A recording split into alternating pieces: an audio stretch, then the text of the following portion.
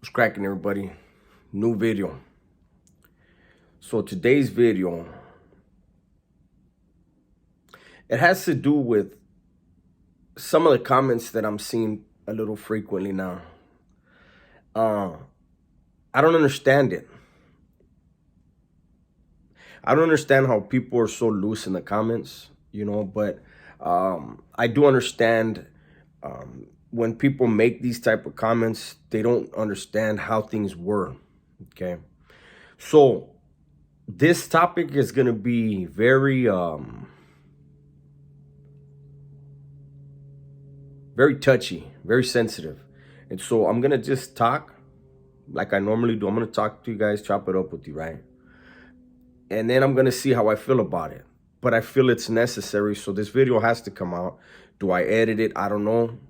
We're going to find out together, okay? So when I told the story about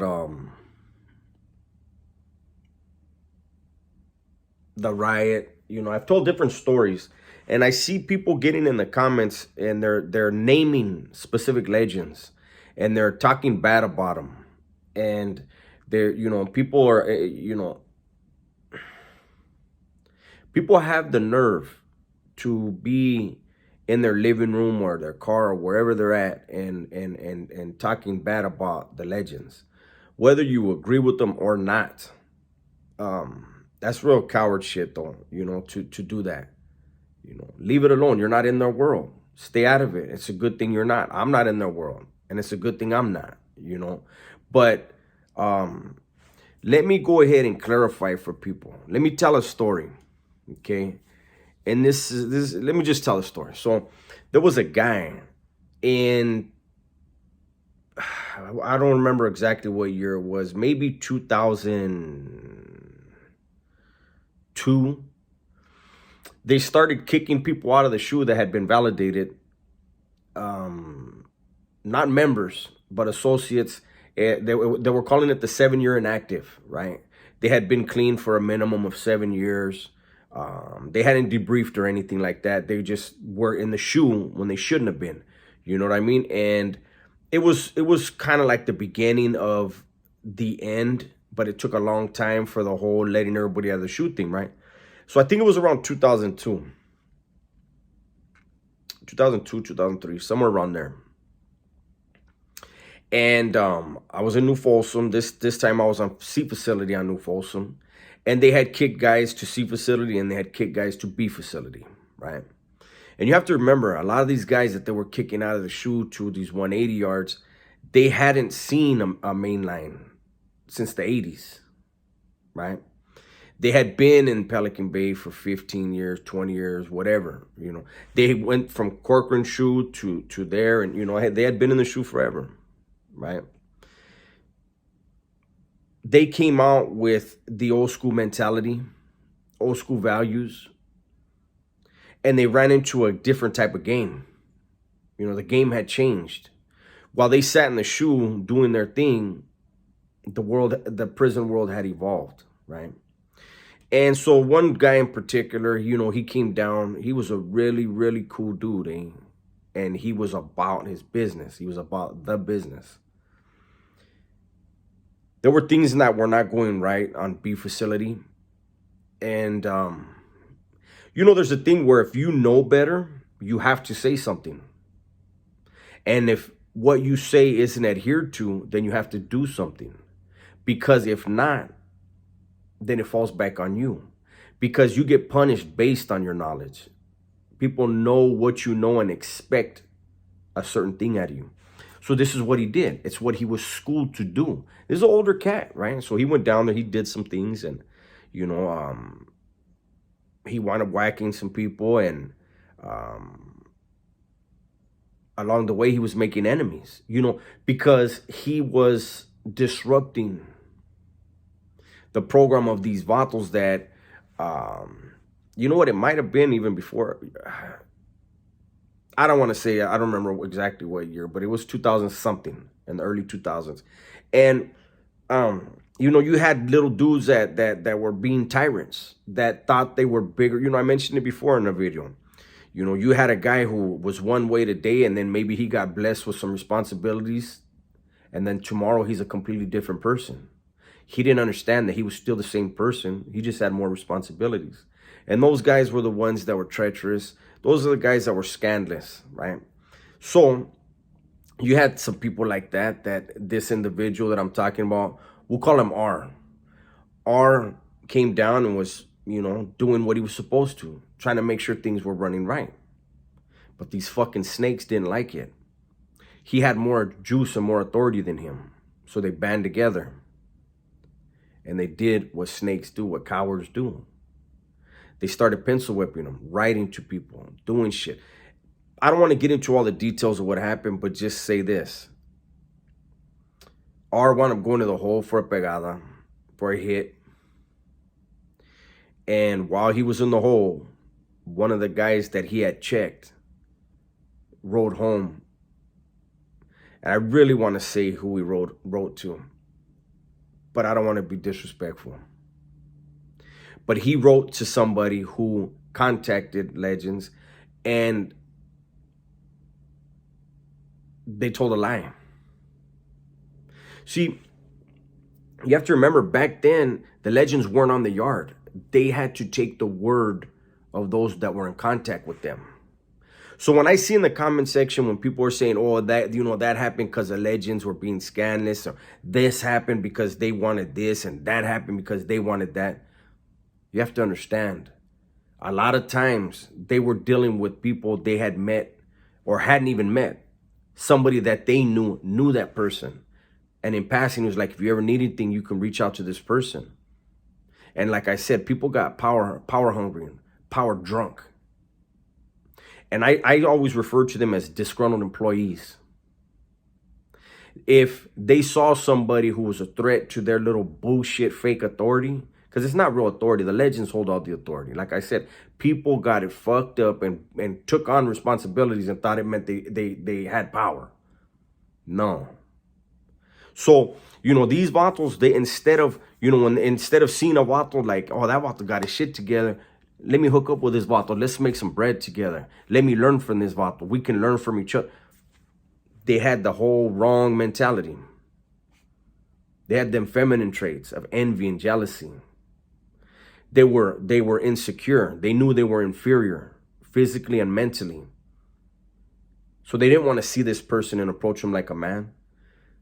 Instead, they pencil whip people. They send it to the Legends. The Legends go off of who they trust. They trust this person. Okay, Holmes, I got you. This vato's not doing things right, then get him out of the way. He knows better. Right? And that's what happened with R. R got moved on. It was, you know, people liked R and they moved on him in a manner that they could have done him a lot worse. They had the means to and they didn't. And that was because the guy that moved on him really didn't want to, but he knew he had to.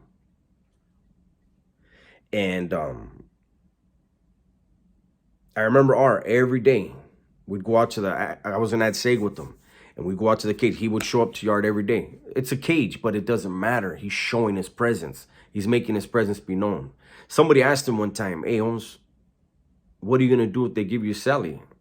And he said, I'm going to kill him. I'll never be a victim. But he said, I'm not locking it up. I'm going to fight this shit. And I'm going to die fighting this. Unfortunately, he wound up dying. Not at the hands of anyone else, but from, I believe it was Hep C. He got sick. And the thing that had happened to him, there were so many people that knew it was wrong. But because the Legends aren't there in person, you can only do so much. Believe me, he was a friend of mine. I tried. I tried very hard. Everyone that was a friend of his turned their back on him immediately. And I remember when I went to the hole and I went to the back with him and I asked him, so what's the, when you're on the yard, you deal with what's on the yard. You don't, AdSeg deals with AdSeg, the yard deals with the yard. Once I went to AdSeg, I said, let me know what's happening and how I can help you. And you know how humble this dude was? He said, don't bother trying to help me, homeboy. You're just going to get involved in my shit.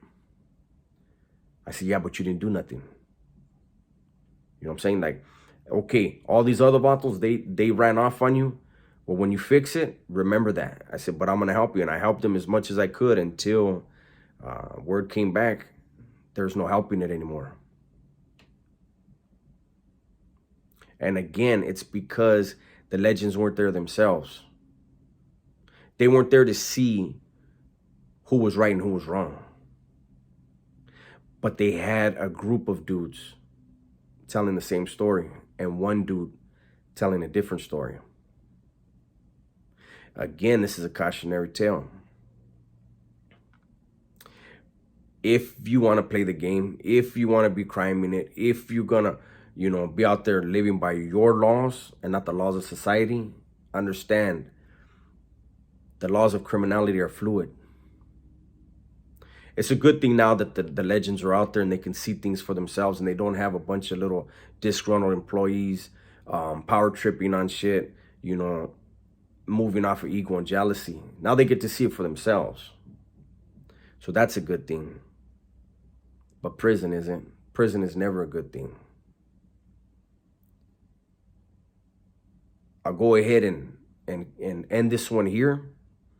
But I really wanted to make sure that, anybody that gets in the comments that, wants to talk about, all the legends, this, the legends, that, go to prison and tell them to their face. You won't. You wouldn't even do it over the phone.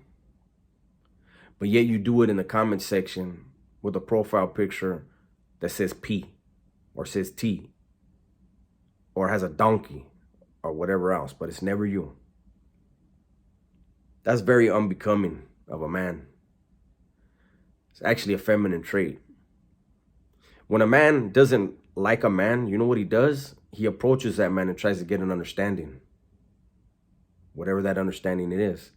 Could it be words? Could it be violence? Who knows? But that's how men get down. And before I go, those of you that haven't already, check out my second channel, DUBESS, and subscribe to the channel. I'm trying to grow that channel to kind of counterbalance what YouTube's doing to me on this channel. Those of you that show up and subscribe, please hit the notification bell. I appreciate you. When you see this video today, if you like it, please hit the like button. That's the only way my videos are going to get views now. There's something going on. I talked to Hoodie today. I've talked to several different content creators and they're all struggling right now. Something happened when YouTube changed its format. If you notice, the writing on the videos and everything is a little bit different now. It's a different font. There's different things on YouTube now. And when they went to this new thing, it did something. And we're all trying to just fight our way through it. And it's not easy. It's one thing to sit here in front of the camera and chop it up with you guys. But it's another thing when once you put in your work and you edit and you do whatever you do and your video isn't being sent out to the people it normally was sent out to. But anyways, that's a whole nother thing. I know you guys are tired of me talking about that shit. Everybody, please, it's Saturday. As I'm recording this, I'm going to let it out. I'm going to publish it in a second. Everybody be safe, be smart, and tell the ones you love that you love them, right? I'm out.